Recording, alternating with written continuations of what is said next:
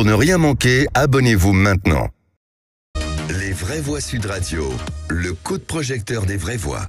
Et en marge de la mobilisation contre la réforme des retraites, Jean-Luc Mélenchon a tenu hier un discours appelant subtilement à mettre fin à la Ve République. Écoutez ce qu'il a dit. Le Conseil constitutionnel a fait son travail.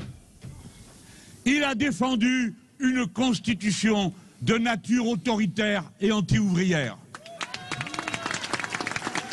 Le Conseil constitutionnel ne peut pas valoir plus que la Constitution qu'il défend. Et il a pu conclure qu'un texte qui n'a été voté par personne s'impose à tous les Français. Il n'y a pas de bon Conseil constitutionnel aussi longtemps qu'il y a une mauvaise Constitution. À bas la mauvaise République! Une proposition qui n'est pourtant pas nouvelle et sur laquelle Jean-Luc Mélenchon a fondé son projet. Vous savez, le programme de l'avenir en commun, c'était la 6e République. La nouvelle constitution dont la France a besoin doit radicalement être nouvelle et ne peut pas être un simple rafistolage de la 5e. C'est ce qu'il disait dans son programme. Alors est-ce que pour vous, il est sorti de l'arc républicain en parlant de mauvaise République, ou on a le droit de vouloir la fin de la 5e République? Dans tous les cas de figure, on vous attend au 0826 300 300. Philippe Bilger, sur cette réflexion de l'arc républicain et sur cette réflexion de Jean-Luc Mélenchon. Alors j'avais déjà trouvé scandaleuse à l'époque la volonté du président et d'Elisabeth Borne d'exclure de l'arc républicain LFI et le Rassemblement national à partir du moment où, me semblait-il, la légitimité démocratique leur était naturellement dévolue à la suite de leur élection. Et ça, je continue à le penser. Je continue à penser que la question de Sud Radio, provocatrice mais nécessaire, évidemment, elle appelle une réponse négative. Il fait partie toujours de l'arc républicain. C'est autre chose que de considérer que assez régulièrement, et le fait de souhaiter changer de République ne le fait pas sortir de l'arc républicain. On est dans une opposition politique, il traduit ce qu'il a toujours pensé, il le dit à sa manière, ça n'a rien de scandaleux. Je vais vite sur la fin. Non, vous avez le temps, en revanche, évidemment, je serais beaucoup plus réservé sur un certain nombre de pensées, d'expressions, d'incitations, de provocations qui pourraient laisser croire que son ambition est d'exacerber la République. Et ça, c'est tout à fait autre chose. Françoise Degois. Je trouve la mauvaise foi de Gérald Darmanin sans limite. D'ailleurs, c'est une stratégie politique qui commence à s'installer. Est en train de naître sous nos yeux, je le dis, le macrono-lepénisme. Dans cette soif absolue d'un ordre, mais extrêmement dur, dans cette façon de parler des manifestants, dans cette façon surtout de parler de la gauche. Voilà, on a le macrono-lepénisme qui est tranquillement en train de s'installer et c'est tout à fait effrayant et c'est tout à fait effarant. Et les accusations sur Jean-Luc Mélenchon sont absolument de cette nature. Et c'est pas comme si Jean-Luc Mélenchon n'avait pas défendu depuis 15 ans, 20 ans. Moi, ça fait 20 ans que je connais Jean-Luc Mélenchon. Je l'entends parler de la 6e République, de la nécessité d'en terminer avec la 5e, non pas parce que c'est la 5e, mais parce qu'elle génère des comportements politiques qui sont autoritaires et qui sont de plus en plus durs. Et nous en voyons aujourd'hui les paroxysmes. Nous avons des préfets aujourd'hui, même si c'est cassé par les tribunaux administratifs, qui n'hésitent pas à comment dirais-je, à rédiger des arrêtés illégaux. Donc vous comprenez bien. Vous parlez des cartons rouges, par exemple, au Stade de France. Donc je veux dire par là que Jean-Luc Mélenchon, le traité de séditieux, on connaît bien la stratégie, et c'est une stratégie tout à fait toxique. On peut détester ou pas Jean-Luc Mélenchon, taper comme ça sur celui qui est le moteur de la gauche, que ça plaise ou pas, c'est lui qui est le moteur de la gauche, c'est le plus gros groupe de gauche à l'Assemblée. C'est sa stratégie qui a fait qu'il y a 150 députés de gauche, alors qu'avant il y en avait beaucoup moins. Eh bien, taper là-dessus, c'est donner le point à Marine Le Pen, en pensant qu'on sera suffisamment malin. Moi, je vous dis, il y a quelque chose. J'écoutais Emmanuel Todd, je suis loin d'être d'accord avec beaucoup de choses de lui, mais l'autre jour, il parlait de ce concept. Vraiment, regardons bien ce qui est en train de se passer sous nos yeux. Une alliance objective qui dit plutôt la droite et l'extrême droite que la gauche. Vous savez, je vais pas faire cette injure à Marine Le Pen, dans les années 30, c'était plutôt Hitler que le Front Populaire. On a évolué, c'est arrivé en Italie, la droite des affaires et l'extrême droite s'est alliée parce que surtout pas la gauche et les bolcheviks, on en est là. Et c'est très dangereux, pardon je le dis, c'est extrêmement dangereux. Tom Collin. Oui, alors moi je pense que justement la garantie première d'une république, et y compris de la 5e République, c'est de pouvoir laisser les personnes s'exprimer, y compris sur la volonté d'en sortir. Et justement, vous savez même par exemple, Hobbes théorise ça au XVIIe, justement le fait de pouvoir critiquer les institutions, et lorsqu'il y a un état de nature qui reprend le dessus, on va pas refaire un cours de philosophie politique ici, on peut justement sortir des institutions pour en reconstruire de nouvelles. Je dis ça évidemment de manière très très simplifiée. Et effectivement, je pense qu'en effet, alors l'exemple de la réforme des retraites est assez pertinent, mais il y en aurait d'autres à donner dans l'histoire politique récente. En effet, il est quand même très problématique. Aujourd'hui, on voit qu'en réalité, les institutions et même la société est malade. Je veux dire, quand on voit ce qui se passe quand même dans les rues, on en a parlé abondamment dans toute l'émission, la violence inouïe qu'il y a de part et d'autre, en effet, on va pas revenir sur ça.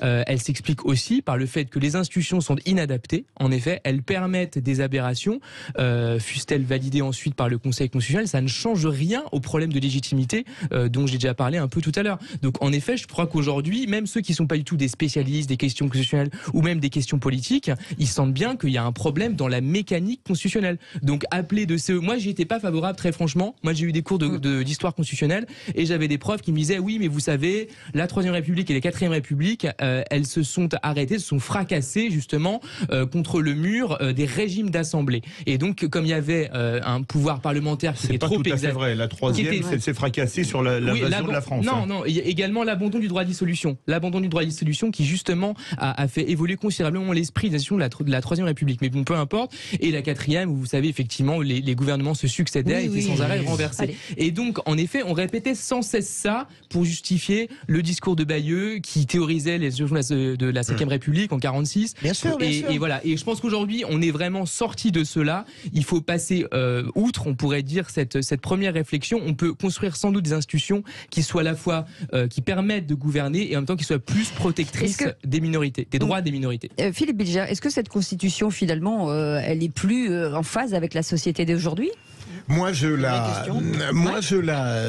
comment dire, je pense qu'elle pourrait être utilisée d'une manière qui ne fasse pas de cette constitution de la 5e République une prime à une monarchie régalienne. Je crois que en réalité, elle a été utile avec les conséquences que le général de Gaulle souhaitait et ceux qui l'ont rédigé, Michel Debré, Senghor et autres. Et donc, pardon de revenir toujours sur cette infirmité que j'ai sur le plan de l'analyse politique, parce que je surestime toujours la part psychologique et personnelle. Je crois qu'on peut avoir demain un président qui ne sera pas gangrené par les pouvoirs colossaux que lui donne la 5e République. Raisonnable, vous voulez dire ? Absolument, on voit très bien ce que n'aurait pas dû faire Emmanuel Macron pour ne pas donner cette impression détestable. On peut tout... Pardon, ça n'est pas que j'exprime une préférence politique. Je suis persuadé, par exemple, sans forcément voter pour lui, si je suis encore là, un Édouard Philippe n'utiliserait pas la Constitution de la 5e sur le même mode. Et je ne suis pas d'accord avec vous. Alors, je ne suis pas d'accord avec vous parce que malheureusement, l'habit fait le moine, et on a toujours pensé que c'était une rouerie de François Mitterrand, mais François Mitterrand, dans le coup d'État permanent en 64 dénonce véritablement, effectivement, ces institutions-là. Il les dénonce en toute sincérité. Il y a bien sûr de la filouterie politique. En 58, le Parti communiste qualifiait la Constitution de monarchique. Bien sûr, mais il n'avait pas tort. On est dans une monarchie présidentielle, on le sait parfaitement, un monarque républicain. Mais c'est pas ça. Le sujet n'est pas celui-là. C'est que François Mitterrand est élu et il s'empresse de ne rien changer, parce que il s'empresse pas parce qu'il est fourbe ou tort tort, vous ce que vous voulez,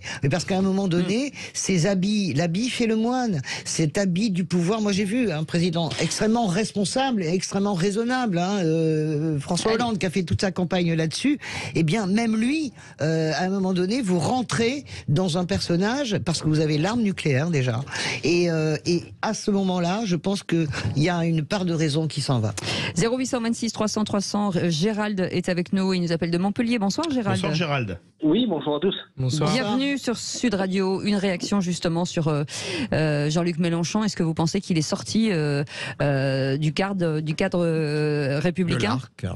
Oui, depuis longtemps. Il faut savoir que après, ce qui est bien dommage, c'est que lui, il critique l'arc républicain de la Ve République, alors que c'est grâce à la Ve République que ces députés sont élus aujourd'hui. Donc ils sont députés et sont élus par le peuple, et c'est ce que voulait De Gaulle quand il a créé cette Ve République-là. Après, bon, concernant Mélenchon, et aujourd'hui, malheureusement, je pense que demain il ne restera que l'ombre de lui-même. Il n'est pas écouté, et heureusement qu'il n'arrive pas au pouvoir et qu'il n'arrivera jamais au pouvoir. Alors, il n'est pas écouté un petit peu quand même. Enfin, il a quand même, il fait plus de 20% des voix à la présidentielle. Parce qu'il fait le buzz par rapport à ça. Aujourd'hui, il est élu il est élu par un communautarisme, par un clientélisme sur qui il est allé. Il sait se faire entendre. Donc on le voit, on sait qui vote pour lui. L'acte populaire en fait qui devait voter pour lui hier se retourne. Et bien évidemment, c'est Marine Le Pen. Voilà, on va dire qu'il s'attrape plutôt des voix d'immigration, si je puis dire, ou d'origine. Voilà. On le sait, arrêtez, c'est la vérité, vous le savez très bien. Non, arrêtez. Vous savez, mon cher ami, déjà, soyez sympathique. Françoise, laissez-le finir. J'ai horreur que vous me disiez, vous savez très bien. Non, je ne sais pas très bien. Non, parce que je ne validerai, mais je ne validerai jamais vos trucs. Je connais par cœur cet argument, mais vous avez des millions de gens qui ont voté Mélenchon. Regardez qui soutiennent Mélenchon. Regardez où il a été élu.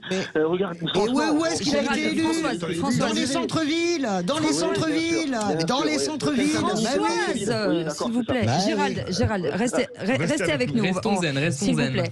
Philippe Bilgeard voulait réagir. Restez avec nous. Je voulais pas réagir sur ce que venait de dire Gérald. Moi, j'ai juste une angoisse à partir du Rassemblement national. J'ai l'impression que les autres partis, et je mets la gauche, l'extrême gauche, je mets les Républicains, je mets Renaissance, sont en permanence obsédés par la peur du Rassemblement national, mais ils ne s'incriminent jamais dans leur responsabilité qui risque de le faire advenir. J'arrête là. Je suis d'accord, moi, parfaitement avec ce que vous dites. 0826 300 300. Gérald, restez avec nous. Maude est avec nous. Elle nous appelle de Saint-Denis. Bonsoir, Maude. Bonsoir, Maude. Bienvenue.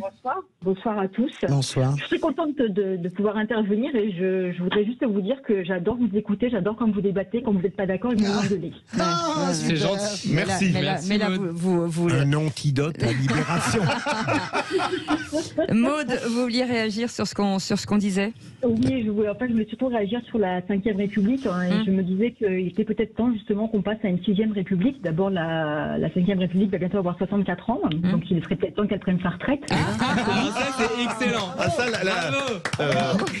Non mais je vous arrête, elle en a 65 déjà. Hein. Ah mais c'est pas grave, la blague était géniale. 58, elle en a 65. Et comme elle visiblement elle subit de la pénibilité, elle aurait dû partir il y a bien longtemps. Allez-y Maud. Exactement. Donc effectivement, je pense qu'il serait temps qu'on en change, parce qu'aujourd'hui on en voit ses limites.